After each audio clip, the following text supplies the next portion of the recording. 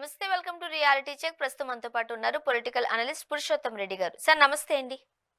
నమస్తే స్వర్ణ గారు. సార్, రామోజీరావు గారు చనిపోయిన తర్వాత మార్గదర్శి ఏదైతే కేసు ఉందో దానికి సంబంధించి ఆల్మోస్ట్ మర్చిపోయినట్టే, అది చరిత్రలో కలిసిపోయినట్టే అని అనుకున్నారు. కానీ మళ్ళీ ఒక్కొక్కటిగా తెర మీదకొస్తుంది ఒక్కొక్క అంశం గురించి. ఇంతకుముందు కూడా మనం మాట్లాడుకున్నాం. ప్రస్తుతానికి ఆర్‌బీఐ దాని మీద క్రిమినల్ ప్రొసీడింగ్స్‌కి అనుమతినిస్తా అంటే కొనసాగించాలి అని కూడా వార్నింగ్ ఇచ్చినట్టుగా మనం చూస్తూ ఉన్నాం. ఏం చెప్తారు మీరు? అంటే బహుశా భారతదేశ చరిత్రలో ఒక ఫైనాన్స్ ఇన్‌స్టిట్యూషన్ పైన ఇంత సుదీర్ఘ కాలం పాటు వాద ప్రతివాదాలు, ఒక కొలిక్కి రాకపోవడం అనేది ఆశ్చర్యకరం. ఈ కేసులో కీలకంగా పోరాడుతున్నటువంటి ఉండవల్లి అరుణ్ కుమార్ ఒక సందర్భంలో చెప్పారు. ఏ సింగిల్ ఇండివిడ్యువల్ భారతదేశంలో ఇంత పవర్‌ఫుల్ పర్సనాలిటీ ఎవరు లేరు అన్నారు. అంటే రామోజీరావు గారిని ఉద్దేశించి యాస్ ఎ సింగిల్ ఇండివిడ్యువల్. హ్మ్. ఈయనకి అన్ని పార్టీలతో సంబంధాలుంటాయి. పేరుకేమో యాంటీ కాంగ్రెస్ అంటారు. మా కాంగ్రెస్ పార్టీలోనే ఈయనకి ఎక్కువ మంది స్నేహితులున్నారు అన్నాడు. రామోజీరావు గారు మన ఉండవల్లి అరుణ్ కుమార్. ఇంకొక ఆశ్చర్యకరంగా చెప్పంటే మా కాంగ్రెస్ పెద్దలే నాకు ఫోన్ చేసి విత్‌డ్రా చేసుకో కేసు అని చెప్పారు అన్నాడు. నాట్ ఓన్లీ కాంగ్రెస్‌కి వామపక్షాలకు పడదు. వామపక్షాలోళ్ళు, బీజేపీ వోళ్ళు, అన్ని పార్టీ వాళ్ళు నాకు ఫోన్ చేసి విత్‌డ్రా చేసుకోమని ఎందుకు ఆ పెద్దాయనకి ఇబ్బంది పెడతావు అన్నట్టు ఒత్తిడి చేశారని చెప్పాడు. అంటే అంత పవర్‌ఫుల్ పర్సనాలిటీ రామోజీరావు అని ఉండవల్లి అరుణ్ కుమార్ ఒక సందర్భంలో చెప్పారు. ఏదైనప్పటికీ ఈ విషయంలో ఉండవల్లి అరుణ్ కుమార్ గారిని అభినందించాలి. ఇంత పెద్ద పర్సనాలిటీని ఢీకొని కేసుని ఈడ వరకు తీసుకొచ్చారంటే అది ఉండవల్లి అరుణ్ కుమార్ గారి యొక్క గొప్పతనం. హ్మ్. ఆయన ఆయన గాని ఆయన పర్సనాలిటీ లేకుండా ఈ కేసు ఎప్పుడో ముగిసిపోయిండేది. పాయింట్ ఏంటంటే ఇక్కడ క్రిమినల్ ప్రొసీడింగ్స్ కొనసాగాల్సిందే, విచారణ కొనసాగాల్సిందే అని చెప్పి ఆర్‌బీఐ చెప్పింది. ఆర్‌బీఐ చెప్పడం ఉద్దేశ్యం ఏంటంటే కోర్టు అందరికీ నోటీసులు ఇచ్చింది. తెలంగాణ ప్రభుత్వానికి, ఏపీ ప్రభుత్వానికి, రిజర్వ్ బ్యాంక్‌కి మీ ఆన్సర్ ఏంటి ఈ కేసు పైన అని. ప్రతివాదులుగా ఉండవల్లి అరుణ్ కుమార్ గారు అందరిని చేర్చారు కాబట్టి వచ్చారు. ఆంధ్రప్రదేశ్‌లో జగన్మోహన్ రెడ్డి గారు అఫిడవిట్ దాఖలు చేశారు. కానీ తెలంగాణ ప్రభుత్వం, బీఆర్ఎస్ ప్రభుత్వం జారీ చేయలేదు అఫిడవిట్ దాఖలు. ఇప్పుడు కాంగ్రెస్ పార్టీ ప్రభుత్వం అఫిడవిట్ దాఖలు చేయట్లేదు. అలాగని మార్గదర్శి అంతా పర్ఫెక్ట్ అని చెప్తారంటే చెప్పరు. ఏమీ దాఖలు చేయకుండా ఉంటారు. ఈ సందర్భంలో వచ్చిందంటే రామోజీరావు గారు చనిపోయిన కారణంగా క్రిమినల్ చర్యలు సాధ్యమా? ఎవరైనా ఒక వ్యక్తి దివంగతుడైనప్పుడు ఆయన పైన క్రిమినల్ చర్యలు ఉండవు. ఎందుకుండవు? మనిషే లేనప్పుడు ఆయన మీద ఏం క్రిమినల్ చర్యలు తీసుకుంటారు? అవును. ఎఫ్ఐఆర్‌లో కూడా వాళ్ళ పేరుండదు. ఇప్పుడు ఉదాహరణకు జయలలిత కేసు ఉంది. జయలలిత గారి కేసు కూడా ఏ1గా ఉన్న ఆమెని తీసేశారు. ఏం తీసేసారు? చనిపోయిన తర్వాత తీర్పొచ్చింది కాబట్టి. కానీ ఇక్కడ గమనించాల్సింది ఆ కేసులో తేలిన ఆస్తులన్నీ ప్రభుత్వం స్వాధీనం చేసుకుంటారు. జయలలిత గారి పేరు రాకపోవచ్చు. జయలలిత గారి మీద చర్యలు తీసుకునే మనిషి లేరు. కానీ జయలలిత గారు అక్రమ సంపాదన ఉందని తేలిన విషయాలు ఏదైతే నిర్ధారణ అయినాయో వాటిని ప్రభుత్వం తీసుకుంటా ఉందిగా ఏలం గట్టి. కాబట్టి మార్గదర్శికి కూడా అదే సూత్రం వర్తిస్తుంది. రామోజీరావు గారి పట్ల క్రిమినల్ చర్యలు తీసుకోవాల్సిన అవసరం లేదు. తీసుకోలేరు. ఎందుకంటే వారు దివంగతులైనారు. కానీ ఆయన సంస్థ ఉంది. హా! ఏ సంస్థ ద్వారా ఇల్లీగాలిటీ ఉన్నాయని భావించిందో అని చర్చొస్తుందో ఏ సంస్థ అది? మార్గదర్శి. కానీ రామోజీరావు గారు ఉన్నారా? లేరనేది కాదు. ఏ ఇల్లీగాలిటీస్‌తో ఉన్నాయో ఆ ఇల్లీగల్స్ ఫైన్ ఎంతో, ఆ స్తోమత ఎంతో ఆ సంస్థ నుంచి రాబట్టడమే కదా! అదే శిక్ష అంటే. ఈ ప్రొసీడింగ్స్‌లో కాబట్టి వాదోపవాదాలలో కొన్ని ఆసక్తికరమైన వ్యాఖ్యలు కూడా జరిగినట్టుగా మనం బయటకు వస్తున్న సమాచారం మేరకు, ఇప్పుడు తండ్రి చనిపోయిన తర్వాత ఒకవేళ తండ్రి ఆ తప్పు చేసినప్పుడు, తండ్రి చేసిన తప్పుకి కొడుకు శిక్ష అనుభవించాలా? ఇదొక నిస్సందేహం వాదోపవాదన జరిగినట్టుగా మనం చూస్తున్నాం. అంటే తండ్రి తప్పు చేసినట్టు ఒప్పుకున్నట్టేగా? 2 ఉన్నాయి. ఇక్కడ తప్పించుకోవడానికి ప్రయత్నిస్తున్నారు. తండ్రి తప్పు చేసినాడని చెప్పడం వాళ్ళ ఉద్దేశ్యం కాదు. ఈ కేసు నుంచి ఎట్ట తప్పించుకోవాలి? ఒకానొక సందర్భంలో ఉండవల్లి అరుణ్ కుమార్ గారు ఒక పిటిషన్ ఏశారు. అసలు నువ్వు మా రామోజీరావుకి మార్గదర్శికి సంబంధం ఏందని కొన్ని రోజులు వాదించారు. రామోజీరావుకి మార్గదర్శికి సంబంధం ఏముంది? ఆయన ఈనాడు పేపర్ పెట్టుకున్నాడు. హ్మ్. మాకు మార్గదర్శికి రామోజీరావుకి సంబంధం లేదు అని ఒక రకంగా రామోజీరావు గారు సంస్థ మార్గదర్శి సంబంధించిన ఒక అధికారి, ఒక ఆఫీసరు ఉండవల్లి అరుణ్ కుమార్ మీద పరువు నష్ట దావా పోయినాడు. అంటే రామోజీరావుకి ఆయనకి ఈనాడు పేపర్ నడుపుతుంటే మార్గదర్శికి ఆయనకి సంబంధం లేదు. వాళ్ళే చెప్పినారు. ఇప్పుడు తండ్రి తప్పు చేస్తే మాకేం సంబంధం అంటారు. అంటే ఈ కేసు నుంచి తప్పించుకోవడం కోసం చేసే వ్యవహారాల్లో అనవసరంగా ఇరుక్కుంటున్నారు. ఎందుకంటున్నానంటే రామోజీరావు గారి నాయకత్వంలోని మార్గదర్శి లేదు అని మీరు భావిస్తే, మరి మార్గదర్శి పైన ఉండవల్లి అరుణ్ కుమార్ ఆరోపిస్తుంటే ఈనాడు ఎందుకు స్పందిస్తా ఉంది? హ్మ్. ఆయనకి వ్యతిరేకంగా ఎందుకు రాస్తా ఉంది? కొన్ని పార్టీలు ఎందుకు భుజానేసుకుంటున్నాయి? రామోజీరావుకి అదేదో ప్రైవేట్ సంస్థని వదిలేయొచ్చు కదా! అక్కడ అట్లా దొరికినారు. ఇప్పుడు తండ్రికి సంబంధించి టెక్నికల్‌గా కరెక్ట్. తండ్రి ఏదైనా తప్పు చేస్తే నేరం చేస్తే అది కొడుక్కి వారసత్వంగా ఆస్తి వస్తుంది కానీ నేరాలు రావు. అవసరం కూడా లేదు. అయితే ఇక్కడ కొడుకుని ఎవరిని శిక్షిస్తున్నారు? మార్గదర్శి తప్పు చేసిందా లేదా? ఏం తప్పు చేసింది? తప్పు చేసే పనిష్మెంట్ ఏంటి? ఎవరికిస్తారు? ఇప్పుడు మార్గదర్శి తప్పేంటి? ఇదేం క్రిమినల్ హత్యలు ఇట్లాంటివి కాదు కదా! దోపిడీలు కావు కదా! మార్గదర్శి అనే ఫైనాన్స్ సంస్థ ప్రజల దగ్గర నుంచి డిపాజిట్లు 2,600 పైచిలుకు కోట్ల రూపాయలు వసూలు చేసింది. ఇది రిజర్వ్ బ్యాంక్ నిబంధనలు 2 రకాల ఉల్లంఘనలు జరుగుతున్నాయి. మొదటి ఉల్లంఘన అసలు వసూలు చేయకూడదు. నిబంధనల ప్రకారం అయినా వీళ్ళు వసూలు చేసినారు. దాదాపు 2,600 వసూలు చేయడం తప్పు అయితే ఆ వసూలు చేసినటువంటి డబ్బులు ఆర్బీఐలో ఫిక్స్డ్ డిపాజిట్ అయ్యారు. ఒక పర్సెంటేజ్. ఎందుకు? ఉదాహరణకు ఫైనాన్స్ ఇన్స్టిట్యూషన్స్ ఒక 1000 కోట్లు మీరు ఒక సంస్థ పెడతారు. ఒక 10 లక్షలు 50 లక్షలు వసూలు చేస్తారు యాజ్ ఎ పర్సన్ గా మీరు. కానీ కొంత అమౌంట్ ని బ్యాంక్ లో డిపాజిట్ చేయాలి మీరు. ఎందుకంటే నేను డబ్బు కడతాను, మీరు ఏదైనా పొరపాటు చేసి ఆ ఇన్స్టిట్యూట్ కుప్పుకొలిపోతే ఆ డబ్బులు మదుపుదారులకు ఇవ్వడం కోసం, డిపాజిటర్లు ఇవ్వడం కోసం, సెక్యూరిటీ కోసం రిజర్వ్ బ్యాంక్ ఆఫ్ ఇండియా పుట్టించిన పటిష్టమైన నిబంధన. వీళ్ళు వసూలు చేయడం తప్పు. వసూలు చేసిన అమౌంట్ లో some amount percentage amount reserve bank లో డిపాజిట్ చేయాలి. ఈ డిపాజిట్ చేయకుండా వీళ్ళు వివిధ రకాల సంస్థల్లో పెట్టుబడులు పెట్టారు. అంటే విస్తరించుకున్నారు ప్రజల నుంచి వసూలు చేసినటువంటి ఫైనాన్స్. ఇది కూడా ఇల్లీగల్. 3 రకాలు ఇల్లీగల్. ఇటు వసూలు చేయడం వద్దు, వసూలు చేసినారు. డిపాజిట్ చేయాలి, డిపాజిట్ చేయలేదు. ఈ సంస్థ డబ్బులు తీసుకొని వేరే చోట పెట్టి అవి మునిగిపోతే డిపాజిట్లు ఏం కావాలి? కాబట్టి ఇన్ని రకాల ఇల్లీగాలిటీస్ ఉన్నాయి అనేది మన ఉండవల్లి అరుణ్ కుమార్ గారి ఆరోపణ. అదే రికార్డుగా కోర్టులో నడుస్తుంది కేసు. దానికి తోడు ఈ రోజు చెప్పిన దాంట్లో ప్రధాన ఉద్దేశం ఏంటంటే మాకెవరు ఫిర్యాదులు లేవు. ఇది ఒక వాదన. తప్పు చేసామా ముప్పు చేసామా చెప్పరు. ఇప్పుడు మన మీడియాలో రోజు సాయంత్రం పూట డిబేట్లు ఎట్టయితే అడ్డగోలుగా నడుపుతారో మా ఛానల్ మా ఇష్టం అన్నట్టు ఆరోపణ ఏంటి? వసూలు చేశారా లేదా చెప్పరు. వసూలు చేసిన డబ్బులు రిజర్వ్ బ్యాంక్ లో పెట్టారా లేదా చెప్పరు. బయట చోట్ల పెట్టారా ఇవి చెప్పరు. రామోజీరావు గారికి మార్గదర్శి సంబంధం ఏందో కొన్ని రోజుల వాదన, తండ్రి తప్పు చేస్తే కొడుకు భరించాలా 2 రోజుల వాదన. ఇదేంటి వాదనలు? కాబట్టి ఇక్కడ తప్పించుకోవడానికి ప్రయత్నం జరుగుతుందే తప్ప ఆన్సర్ చేయడానికి ప్రయత్నం జరగట్లేదు. ఆన్సర్ చేస్తే దొరికిపోతాం. కానీ ఇంత కొలం లాగడం అనేది గొప్ప విషయం. ఇప్పుడు క్రూషియల్గా వచ్చింది. అందువల్ల ఆర్బీఐ ఏం చెప్పిందంటే ఫిర్యాదులు అందినాయి, నంబర్ ఆఫ్ ఫిర్యాదులు మాకే అందినాయి అని చెప్పింది. అసలు ఉండవల్లి అరుణ్ కుమార్ ఒక ఫిర్యాదుదారుడు కదా, లేదని అటు చెప్తారు మీరు. ఉండవల్లి అరుణ్ కుమార్ గారు తమ తల్లిలో అవో డిపాజిట్ చేసింది, దాన్ని ఆధారం చేసుకుని కేసు వేసినాడు. కాబట్టి ఉండవల్లి అరుణ్ కుమార్ గారు ఒక ఫిర్యాదుదారుడు, ఇంకా ఫిర్యాదే లేదంటే ఎట్లా? మరీ అన్యాయం కదా. కాబట్టి ఫిర్యాదులు ఉన్నాయి, తప్పు జరిగింది, ఎంక్వైరీ చేయాల్సింది. ఇది ఆర్బీఐ చెప్పింది శాసనం కాకపోతే ఆర్బీఐ చెప్పింది క్రిటికల్. కాబట్టి ఖచ్చితంగా కోర్టు దాన్ని పరిగణలో తీసుకుని క్రిమినల్ ప్రొసీజర్ ప్రకారమే చర్య జరుగుతుంది. రామోజీరావు గారు చనిపోయారు కాబట్టి ఆయన పైన యాక్షన్ ఉండదు, సాధ్యం కాదు. ఒకవేళ మార్గదర్శి నిబంధనలను ఉల్లంఘిస్తే 3 times ఫైన్ వేసే అవకాశం ఉంది.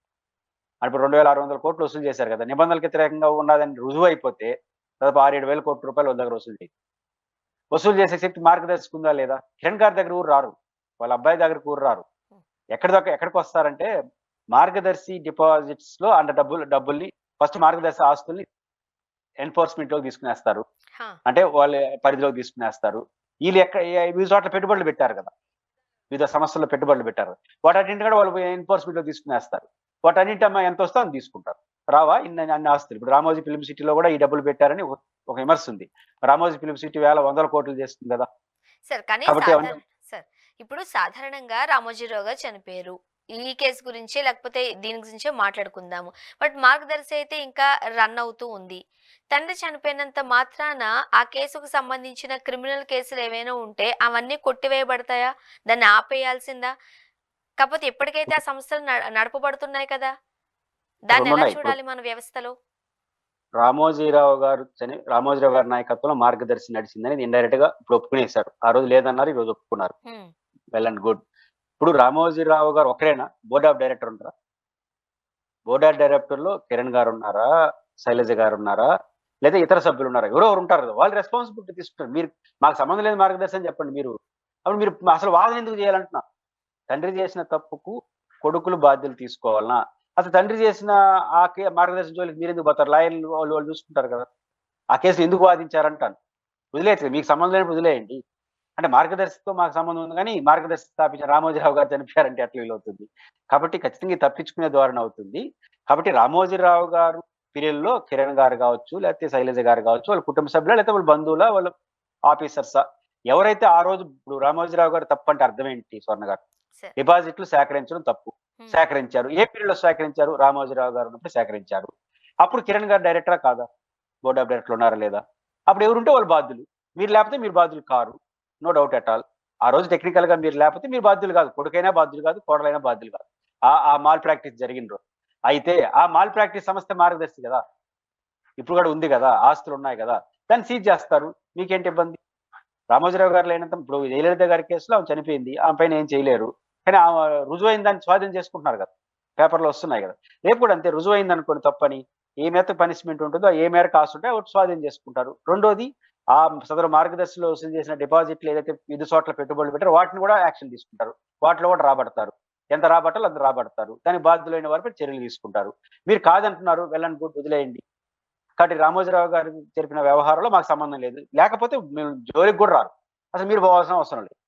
కానీ మీరు పోతున్నారంటే జస్ట్ లైక్ అప్పుడు ఎట్లయితే రామోజీరావు గారికి ఆవిడకి సంబంధం లేదని కొన్ని రోజులు, ఫిర్యాదులు లేదని కొన్ని రోజులు ఇవన్నీ మాట్లాడారో అది మరోసారి మాట్లాడుతున్నట్టుగా అనిపిస్తుంది. సార్ మరోపక్క వంశీ గారి అరెస్ట్ తర్వాత రకరకాల ఊహాగానాలు తెర మీదకొచ్చాయి. రెడ్ బుక్ రాజ్యాంగం అన్నారు. దానివల్ల అరెస్ట్ చేశారన్నారు. అదేమీ కాదు. ఆయన చేసిన తప్పిదాలు, ఆయన చేసిన పాపాలకే ఈరోజు ఆయన జైలు వరకు వెళ్లారని మరి కొంతమంది మాట్లాడారు. కానీ ఈ ఈ ఈ ఎపిసోడ్ తర్వాత జూనియర్ ఎన్టీఆర్ గారు ఎక్కడి నుంచైనా ఒక ట్వీట్ రూపంలోనో, ఒక సానుభూతిని తెలియజేస్తారేమో, తన అభిప్రాయాన్ని తెలియజేస్తారేమో అని అందరూ చాలా ఆశగా చూసారండి. కానీ ఇప్పటి వరకు ఒక సింగిల్ మెసేజ్ అనా, ట్వీట్ అనా ఏది రాలేదు. ఎందువల్ల అంటారు? దీనికి కొడాలి నాని గారు ఒకప్పుడు మాట్లాడినదే ఆన్సర్. కొడాలి నాని గారు వల్లభనేని వంశీ గారికి మంచి స్నేహితుడు ఎన్టీఆర్. ఆయన కూడా చెప్పుకున్నాడు. ఒకానొక సందర్భాల్లో కొడాలి నాని గారు, వల్లభనేని వంశీ గారు చంద్రబాబు నాయుడు గారి పట్ల పరుష పదజాలాలు వాడినప్పుడు జూనియర్ ఎన్టీఆర్ ఎందుకు స్పందించట్లేదు అని ఆ రోజు మీకు గుర్తుంటే తెలుగుదేశంలో అడిగారు. అవును. వాళ్ళ ఫ్రెండ్స్ కాబట్టి స్పందించలేదు. అప్పుడు కొడాలి నాని గారు కరెక్ట్ ఆన్సర్ చేశారు. మాకు జూనియర్ ఎన్టీఆర్‌కి ఫ్రెండ్‌షిప్ ఉండొచ్చు గాక. వాళ్ళు మమ్మల్ని ఎట్ట కంట్రోల్ చేస్తారు? మేము YSR Congress party, junior NTR party గాదు. జూనియర్ ఎన్టీఆర్ అసోసియేట్ గాదు. As a friend. బట్ మేము వైఎస్ఆర్ కాంగ్రెస్ పార్టీ. మా లీడర్ జగన్. అంటే ఎన్టీఆర్‌ని ఎందుకు లాగుతారు దీంట్లో అన్నాడు. అదే ఆన్సర్ ఇప్పుడు వర్తిస్తుంది. హ్మ్. వల్లభనేని వంశీ చేసే ప్రైవేట్ వ్యవహారాలంతా జూనియర్ ఎన్టీఆర్ స్పందించడు. ఇది ప్రైవేట్ వ్యవహారమే గదా! ప్రైవేట్ వ్యవహారం వ్యక్తిగత విషయం గాదు గదా! ఒకటి వారు కుటుంబ సభ్యులు దూషించారు. ఆ కేసేం పెట్టలేదులే. వీళ్ళు పెట్టిందంతా కరప్షన్ చార్జెస్ పెట్టారు. అంటే ఎన్టీఆర్ పార్టీ ఆఫీస్ మీద దాడి చేయడం. లేదా ఇంకో కొత్తగా ఇసుక వాటిలో ఉందని. ఇవన్నీ వ్యక్తిగత ఆరోపణలు. వ్యక్తిగత ఆరోపణలకు జూనియర్ ఎన్టీఆర్ స్పందిస్తారు. వ్యక్తిగత క్యారెక్టర్‌ని డ్యామేజ్ చేసే విధంగా మాట్లాడారనుకోండి. లేకపోతే జూనియర్ ఎన్టీఆర్ గారు చంద్రబాబు గారి సతీమణి గారి పట్ల పరుష పదజాలాలు వాడారీళ్ళు. అప్పుడు ఎన్టీఆర్ గారు స్పందించాడు. ఎందుకు స్పందించాడు? ఆమెకేం సంబంధం? ఆమెనెందుకు మాట్లాడతారు? అనేది ఎవరికైనా కామన్ సెన్స్. హ్మ్. కానీ ఇప్పుడు ఈయనది వ్యక్తిగత విషయంలో అరెస్ట్ అయినాడు. వ్యక్తిగత విషయంలో జూనియర్ ఎన్టీఆర్ ఎట్లా స్పందిస్తాడు? ఎంత ఫ్రెండ్ అయినంత మాత్రాన రాజకీయం కాదు గదా! కాబట్టి జూనియర్ ఎన్టీఆర్ గారు స్పందిస్తాడని నేను అనుకోను. స్పందించాల్సిన అవసరం గూడా ఈ విషయంలో లేదు. ఎందుకంటే ఇది వ్యక్తిగత విషయం కాదు. ఇది పొలిటికల్‌గా అన్నిటికన్నా మించి ఆరోపణల చుట్టూ నడుస్తుంది. ఆరోపణలకు జూనియర్ ఎన్టీఆర్ గారు ఎట్లా బాధ్యత వహిస్తారు? మరొక అంశం మనం చూస్తే మళ్ళీ తెర మీదకి ఏపీ అమరావతికి సంబంధించిన అంబాసిడర్‌ల గురించి తెర మీదకొస్తూ ఉంది. ఎలా చూడాలంటారు ఈ గవర్నమెంట్ డెసిషన్‌ని? అంటే బ్రాండ్ అంబాసిడర్‌లు అమరావతికి పెడతారు. రాష్ట్రానికి కొంతమంది పెట్టుకుంటారు. టూరిజం డిపార్ట్‌మెంట్‌కి పెట్టుకుంటారు. కొంత ఐకానిక్ పర్సనాలిటీస్ పెట్టుకుంటే ఆ డిపార్ట్‌మెంట్‌ని ఎక్స్‌పోజ్ చేయడం. ఇప్పుడు టూరిజంకి సెలబ్రిటీస్‌ని పెడుతుంటారు. సెలబ్రిటీస్‌ని పెడితే ఏమవుతుంది? వాళ్ళకున్న పర్సనాలిటీ రీత్యా మా ఆంధ్రప్రదేశ్ టూరిజంలో అమరావతి, తిరుపతి, తిరుమల ఇవన్నీ ఉన్నాయి. ప్రేక్షకులంతా అంటే ఫోకస్‌గా ప్రజలకెళ్ళడానికి. అట్లే కొన్ని ప్రాజెక్టులకు కూడా బ్రాండ్ అంబాసిడర్స్ పెట్టుకుంటారు. అది సహజంగా జరుగుతుంది. రాష్ట్రానికి కూడా బ్రాండ్ అంబాసిడర్ కొంతమంది ఐకానిక్ పర్సనాలిటీస్‌ని పెట్టుకుంటారు. కానీ అమరావతికి బ్రాండ్ అంబాసిడర్‌లు దేనికో అర్థం కాదు. ఇప్పుడు మనకు పత్రికల్లో వచ్చిన వార్తల ప్రకారం ఒక దాని ఇమేజ్‌ని పెంచి రుణాల్ని పొందడం, ఆకర్షించడం అంటారు. మామూలుగా ఇప్పుడు టూరిజానికి బ్రాండ్ అంబాసిడర్‌లు ఎందుకు పెట్టుకుంటారు? ఎక్కువ మంది ప్రేక్షకులను ఇటువైపు అటెన్షన్ క్రియేట్ చేయడం. హ్మ్. హైదరాబాద్‌లో సానియా మిర్జాని కూడా ఒకసారి అంబాసిడర్‌గా పెట్టుకున్నారు. ఆమె ప్రపంచవ్యాప్తంగా తెలిసిన వ్యక్తి కాబట్టి మా చార్మినార్ ఉంది. మాకు సిటీ ఇన్ఫర్మేషన్ టెక్నాలజీ హైదరాబాద్‌కున్న నేచురల్ అడ్వాంటేజ్ చెప్పి వచ్చి పోండి అని చెప్తుంటారు. చూస్తారు చాలా మంది ఏమో అని.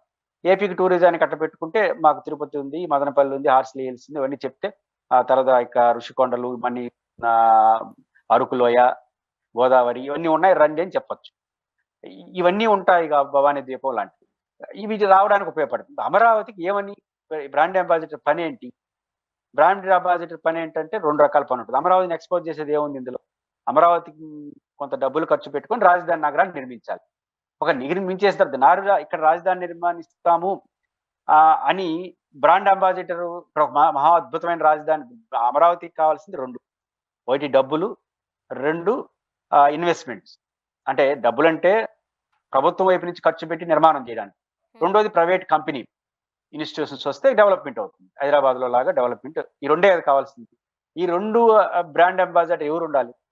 ఇప్పుడు ఈ అమరావతిలో మేము రాజధాని నిర్మిస్తున్నాం. డబ్బులేంటంటే అంత అమాయకులు ఎవడు లేడు.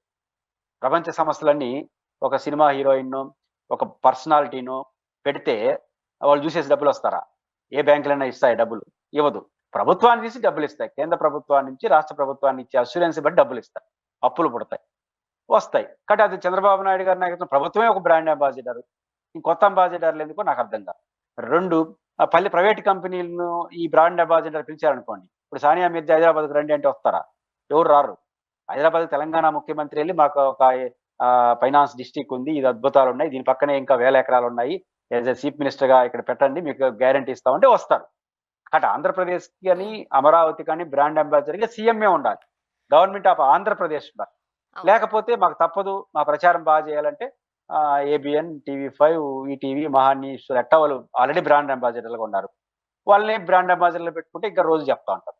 అయితే ఇంతమంది బ్రాండ్ అంబాసిడర్‌లు ఉండగా ప్రచారానికి మళ్ళీ కొత్త బ్రాండ్ అంబాసిడర్‌లు వాళ్ళకి అనవసరంగా డబ్బులు ఎందుకో నాకు అర్థం కాదు. కాబట్టి అమరావతికి కావాల్సిన బ్రాండ్ అంబాసిడర్ ప్రభుత్వమే. కాబట్టి మీ మీద మీకు నమ్మకం ఇంకా ప్రచారం చేసుకుందామంటే ఏమవుతుందంటే అది కొంత అసహజంగా మారి దీనివల్ల దమిడి ప్రయోజనం ఉండదు. మీరు ఆశించింది ఏమీ రాదు. రాకపోగా ఆ బ్రాండ్ అంబాసిడర్‌లు మీరు ఎవరో ఒకరిని నియమిస్తారు. వాళ్ళేదో మాట్లాడతారు. అదొక వివాదం అవుతుంది. దానికి అనవసరమైన ఖర్చు. అంటే చంద్రబాబు నాయుడు గారి ప్రభుత్వమే దీనికి బ్రాండ్ అంబాసిడర్. మీ బ్రాండ్ అంబాసిడర్ మీకు అపనమ్మకం వచ్చిందంటే ఇంక వాళ్ళు చూసే వస్తారు. మిమ్మల్ని చూసే వస్తారు తప్ప వాళ్ళు చూసి కూడా వస్తారు.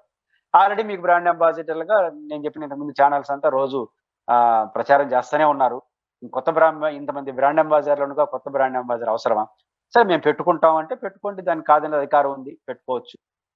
మీకు అది భారం అవుతుంది తప్ప అమరావతికైతే బలం అయితే కాదు. సార్, ముఖ్యంగా ఏపీలో జగన్మోహన్ రెడ్డి గారు అధికారంలో ఉన్నప్పుడు విమెన్ ట్రాఫికింగ్ పెరిగిపోయింది. చాలామంది వేల మంది మహిళలను అక్రమ రవాణా చేసేశారు. ఏపీలో మహిళలకు రక్షణ లేదు, భద్రత లేదు అంటూ ఊదరగొట్టిన ప్రభుత్వం మనం చూసాం. కానీ కూటమి ప్రభుత్వం వచ్చిన తర్వాత ఏపీలో మహిళలపై జరుగుతున్న అఘాయిత్యాలు ప్రతిరోజు ఎక్కడో చోట ఏదో ఒక ఇన్సిడెంట్లో బయటపడుతూనే ఉంది. అంటే రీసెంట్‌గా మనం చూసాం. ముఖ్యంగా వైజాగ్ ఏరియాలో ఆ అమ్మాయిని ఫస్ట్ కత్తితో పొడిచారట, యాసిడ్ పోసారట, అత్యాచారం చేశారు. ఎంత భయంకరంగా ఇబ్బంది పెడుతున్నారు, బాధ పెడుతున్నారు. మరొకసారి హోంమంత్రి అనిత గారి వైఫల్యం కొట్టొచ్చినట్టు కనపడుతుంది అంటున్నారు. మరి ఈ సంఘటన ఎట్లా అర్థం చేసుకోవాలి? అప్పుడు మాట్లాడిన ప్రభుత్వాలు అది జస్ట్ అక్రమ రవాణా జరుగుతుంది అని ఒక ఆధారం లేకుండానే మాట్లాడారు. బట్ ఇక్కడ కళ్ళ ముందే కనిపిస్తుంది ఆధారాలతో. అయినా ఎవరు ఎందుకు పెద్దగా స్పందించట్లేదు అనుకోవాలి? అంటే పవన్ కళ్యాణ్ గారు చేసిన ఉమెన్ ట్రాఫికింగ్ అన్నది రాజకీయ అలిగేషనే. అందులో ఎటువంటి బేస్ లేదు. ఆ విషయం మనం చెప్పడం కాదు. స్వయంగా ప్రభుత్వమే అసెంబ్లీ సభలోనే చెప్పేసింది. శాసన మండలిలో చెప్పింది. అట్లాంటిది ఏం జరగలేదని ఎంతమంది లెక్కలతో సహా చెప్పేశారు. కాబట్టి పవన్ కళ్యాణ్ గారిది పూర్తిగా పొలిటికల్ అలిగేషన్స్ తప్ప ప్రాక్టికల్ గా ఏమీ లేదనేది 1 ఇయర్ అవుతున్నా తేలిపోయింది. ఇంకా ఆయన ఆ రోజు అట్లా చేయడం అనేది తప్పని తేలింది. ఇది మొదటి అంశం. రెండో అంశం, ఈ రోజు జరుగుతున్న ఘటనలన్నింటినీ ఈ ప్రభుత్వం బాధ్యత ఉండొచ్చు. కానీ కేవలం ఈ ప్రభుత్వంలో వచ్చిన సమస్యగా మనం చూడలేము. ఆడబిడ్డల పైన జరుగుతున్న అఘాయిత్యాలు అనేది చాలా కాలం పాటు కొనసాగుతున్నాయి. ఈ ప్రభుత్వ హయాంలో కూడా కొనసాగడం బాధ తప్ప ఇది ఈ ప్రభుత్వమే జరిగింది లేదా హోంమంత్రి అనిత గారు ఉండగానే జరిగిందని అనలేం. అయితే ఒక ప్రత్యేక రెస్పాన్సిబిలిటీ ప్రజెంట్ ఉన్న వాళ్ళకి ఉంటుంది. గతంలో కూడా జరిగినాయి, ఇప్పుడు జరుగుతున్నాయి, పెరుగుతున్నాయి, తగ్గుతున్నాయి. వాటి పట్ల కఠినంగా ఉండకపోవడం పైన విమర్శలు ఉండదు. కానీ అఘాయిత్యాలు అనేది ఒక ప్రభుత్వ సమస్యగా మనం చూడలేం, సామాజిక సమస్యగానే చూడాలి. అయితే ప్రభుత్వ సమస్యగా ఎట్లా చూస్తాము అంటే, మనం గతంలో ఎట్లా మాట్లాడాము, ఇప్పుడు ఎట్లా ఉన్నాం. ఇప్పుడు ఒక ఘటన జరిగిన తర్వాత ఇప్పుడు నేను అన్నాను, ఇది ఆడబిడ్డల పైన జరుగుతున్నది ఒక సామాజిక రుగ్మత, సామాజిక బలహీనతగా చూస్తాము. ప్రభుత్వాలు బాధ్యత తీసుకోవాలి, ఎవరు అధికారులు ఉంటే వాళ్ళు. అలా మాట్లాడితే ఎలా ఉంటుంది? ఎక్కడో ఒక చట్టం జరిగితే వెంటనే దీనికి ఉమెన్ ట్రాఫికింగ్ అనేసి మొత్తం వాలంటీర్లు చేసేస్తున్నారని చెప్పి ఆరోపించడానికి ఎట్లుంటుంది? చాలా వ్యత్యాసం ఉంటుంది. అంత తీవ్రమైన అలిగేషన్స్ మీరు చేశారు కాబట్టి ఇప్పుడు బాధ్యత తీసుకోవాల్సి వస్తుంది. అదే హోంమంత్రి అనిత గారి వైఫల్యమే అని అనలేము. అంటే వ్యవస్థాగతమైన సమస్యలు ఉంటే ఆమె ఒకటే కాదు.